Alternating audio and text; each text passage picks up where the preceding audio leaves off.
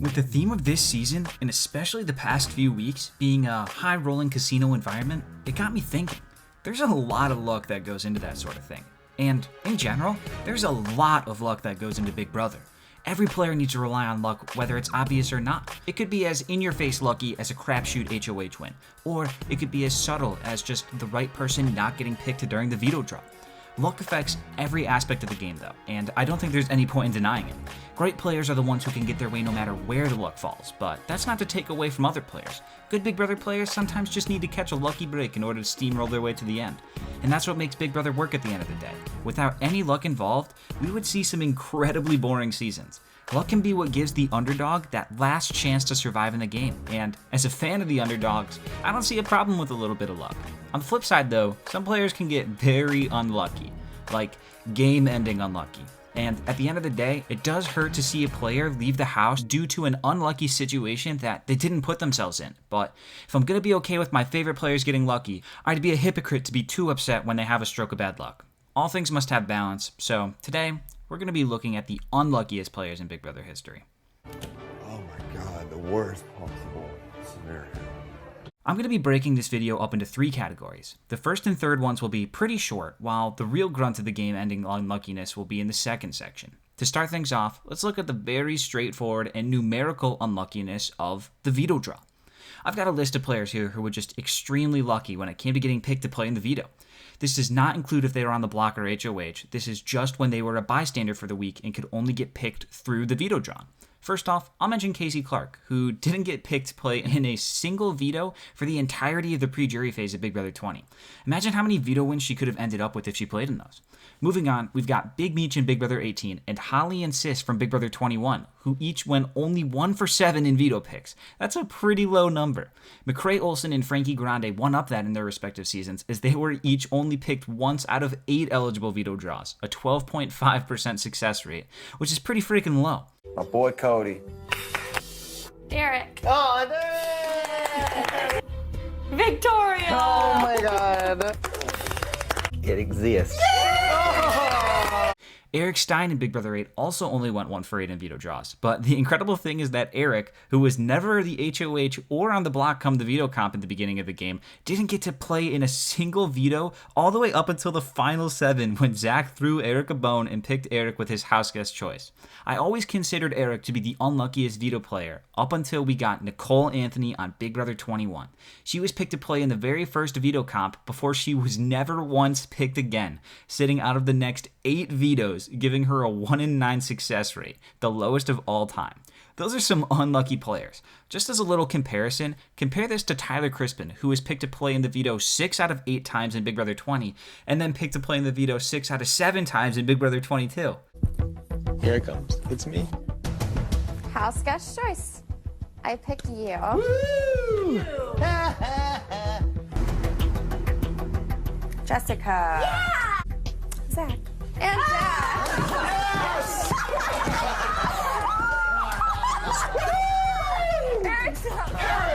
Moving on though, let's get into the actual unlucky players in the game. I'm now talking about positions that players were put into due to some unfortunate circumstances that they had little control over, which ultimately ended in their demise. I'll quickly start off again with Eric Stein just being unlucky that he had to fight for the Donatos week after week in Big Brother 8, but I've talked about that so many times that I'm just going to skip it.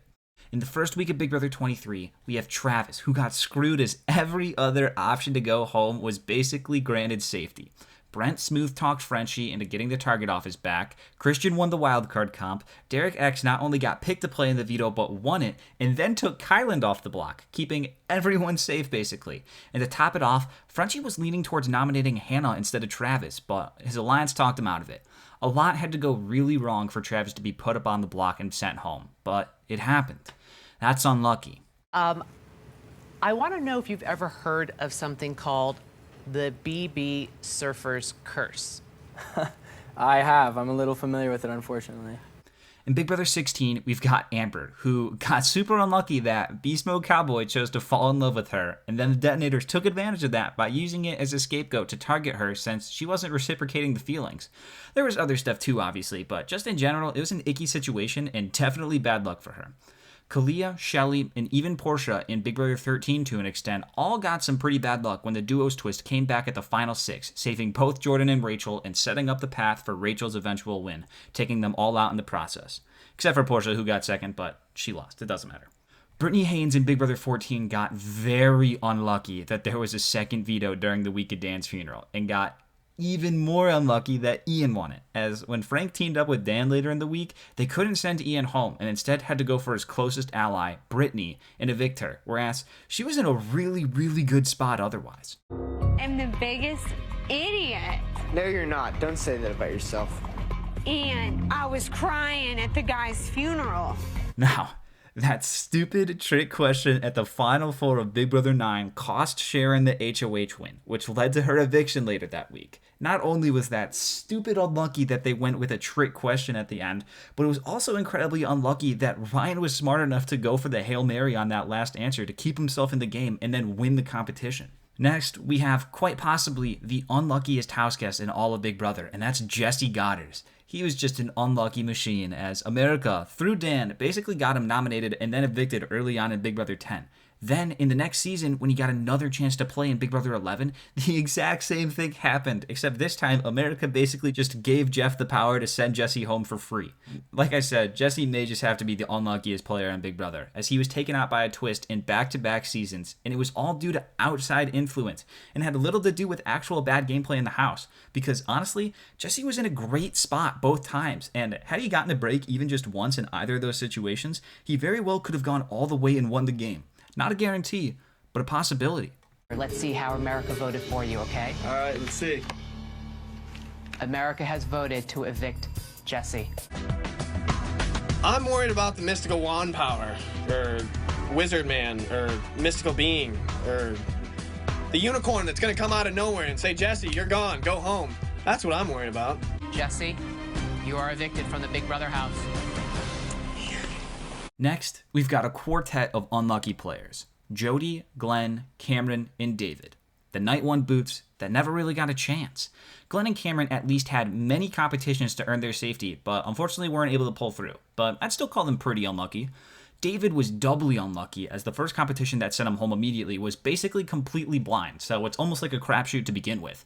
But then during the camp comeback battle back, David would have had a real shot to win that comp and get back in the game had the initial plan that week gone through with Nicole getting evicted. But instead, the house flipped and evicted Cliff, who was basically bred for that battle back competition, as he blew the other house guests out of the water and easily came back into the house. That's quite a few unlucky breaks for David. 1 minute left on the clock. I don't need that long. And congratulations to Cliff. Well done. But the unluckiest of the first boots has got to be Jody, because she barely stood a chance. Not only was she picked last during the coaches draft in Big Brother 14, but she was on the team with 2 other women who, no offense, were not on the same physical level as players like Frank and Shane or even Will. So when the teams had to go through this physical obstacle course, it wasn't a surprise when Dan's team lost. Then, she again didn't have much of a fighting chance to stay, as Dan had to choose one of his team members to be evicted pretty much immediately, and she was picked last by Dan to begin with, so it wasn't looking good for her, and she was out the door. Overall, just some extremely unlucky circumstances for Jody. We need justice. I am ready. I'm gonna go in there and you'll win that money. Jody, I'm sorry, I have to evict you. Moving out of the first night evictions, though, both Cody and Jillian during week 1 of Big Brother 19 had an unlucky time. Cody had to keep nominating people over and over and over again due to quits and powers and vetoes, raising his target level until everyone in the house basically was gunning for him.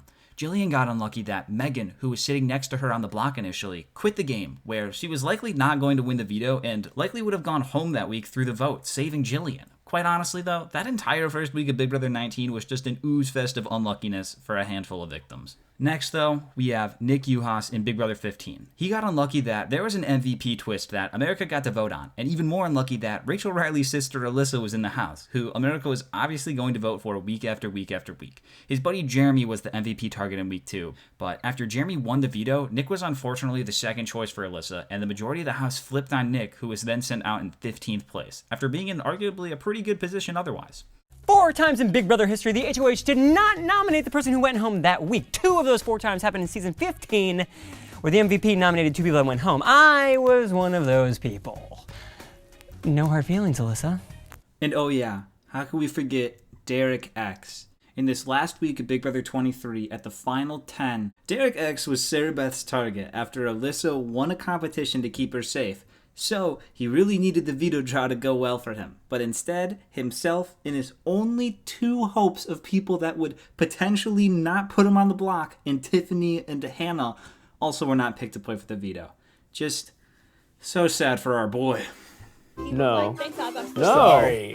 I don't believe you. I'm gonna get your bladder checked out right now. I've been holding them. You've been This is you holding it? Holy. Moving back along to the last season, we have Ian, and to an extent, Danny, in week 6 of Big Brother All-Stars 2. Danny was HOH, and it was basically her side against David, Kevin, and Davon. After she nominated David and Kevin, David used his secret disruptor power to keep himself safe. So Danny had to make a split-second decision and nominate Tyler, the person she trusted least in her alliance. Then, Davon won the veto and pulled Kevin off the block, keeping all three of that trio safe. Then Danny was basically forced to put Ian up, her 5th option for the week. And even though herself and Nicole wanted to keep Ian, and literally had the numbers to do so, her alliance pressured them into saving Tyler, which in turn sent Ian home, in a week where he was basically plan E. After a real lucky streak he had in Big Brother 14, though, I think he was due for some unluckiness in All-Stars 2. But that doesn't take the sting away from it that much. That's the hardest part. It's what it is. I mean, I just don't want to go. I know, it's my fault. Like, honestly, like, you should blame me, and like... I will. Man. And lastly, for this section, and semi-surprisingly, we have Dan in Big Brother 14, just as a whole. He came into so many situations where it wasn't his fault that he was in trouble, but he still managed to maneuver his way around the situation time and time again. He got unlucky by getting the last picks in the Big Brother 14 player draft, which netted him the worst overall team in terms of draft picks. Then his team performed the worst in the first challenge, and then he had to send someone home. Already not great to have to lose 33% of your team on the first night. Then later on in the first week, another one of his teammates got evicted, so he was down to just one player after 1 week. Not the greatest start. Then later on, he got unlucky that Frank was on his way out the door, but got saved when the coaches had the chance to re-enter the game. And Dan had to come clean to Boogie that Frank was going home that night otherwise, and he lost a lot of truck with Frank and Boogie right then and there. Then, later on, he got unlucky that Frank once again won a knockout HOH competition where Dan was most certainly going to be the target now. In that competition, it looked like Frank was screwed because he had the worst seeding and had to play against all 6 other players individually in like a duel sort of setting. But in reality, it was lucky for Frank since it just let him get more practice and get in a rhythm and take out everyone else, which on its own is pretty unlucky for Dan. Then, moving along, after Dan got his way out of all of these situations, he got unlucky that Ian won the veto at the final 6 when Dan was HOH, so Dan couldn't take that shot at Ian. Then he got even more unlucky at the final 5 when both of Dan's main targets, Ian and Shane, won the HOH and veto respectively, keeping them both safe in that round and forcing Dan to send home Jen, who was his best chance of winning in the end. Not to mention that he was in a season where there was basically no scenario that jury was going to award Dan a win anyways. There's no doubt in my mind that Dan had a ton of misfortune going his way during Big Brother 14, but that's not to say he didn't get lucky a few times here and there. But that's another video for another day. You got played by Dan. So did I. It's fine. We're all Dan misted. It's like a club. It's called the Jury House. It's really fun here. We're gonna have a fiesta! Now that we finished that bulky section, we're in this last section, and it's a short one, but it's just going over a few general things that really were completely out of anyone's control, except for maybe production. Firstly, we just have Cowboy as a house guest. After losing by 1 vote in Big Brother 5, Cowboy is given 2 separate opportunities to return to later seasons, in both All-Stars and Big Brother 11. But he wasn't voted in or chosen by production to return for All-Stars, and his Oddballs clique lost the first HOH in Big Brother 11, ending his chances at a return appearance for a second time. The next thing is basically just the unluckiness that Julie Chen and production have to fly through the jury questioning now because they pack so much into the finale, which is just unlucky for the final 2 house guests. This doesn't give the finalists enough time to speak to the jury and sway them to give them their votes to win the game. That's the whole point of the show. I still don't understand why the finales are like this, but maybe another day. More specifically, though, I'm here talking about Tyler getting screwed at the final 2 in Big Brother 20.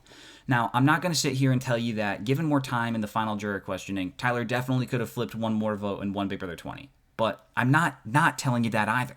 He was already able to flip Haley during his limited time, and Bailey said that she could have been convinced to vote for Tyler given a bit more time. And I think Haley could have also convinced Fessy once he realized she was flipping her vote to vote for Tyler to win. Also, I think it's unlucky that some of the people in the jury would never vote for Tyler anyways, and it had nothing to do with him. Rockstar was never voting for a white man at the end. Sam said she was giving the money to whoever she thought needed it more, which in this case was not Tyler, and instead Casey. And I may have heard somewhere that Scotty voted for Casey because he figured Tyler was like the Paul of the season, and that Scotty would be looked at as a hero to America by not voting for Tyler and giving Casey the win instead. At least that's what he thought in his mind. This, again, could be totally wrong though, as people make up rumors all the time, but that's just what I heard.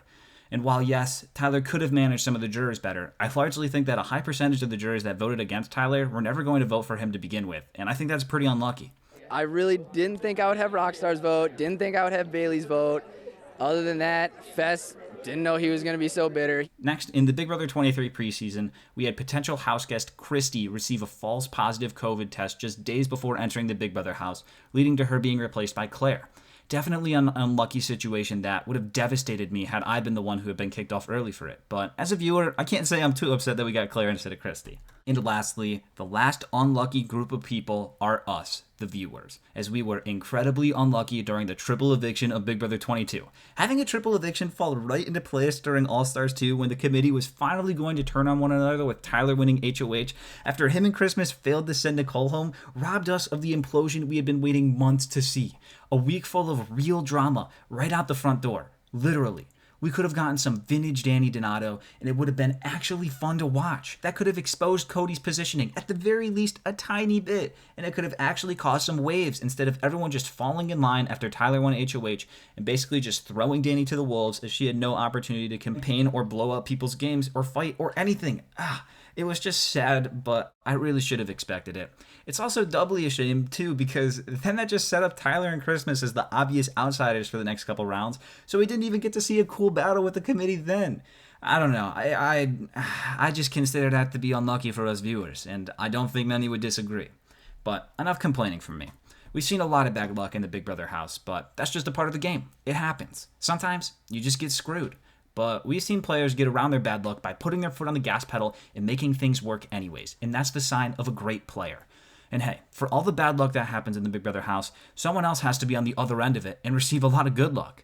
I'm excited to talk about that eventually, but I've got some other stuff planned for the next few weeks, so it'll be a little bit before that comes out. If you're new here, or if you're returning honestly, consider subscribing if you're not. It really helps. Genuinely, it really helps. And with that, I leave you all with a clip, as always. So close, but I'm sorry. All right, Xavier, come on out.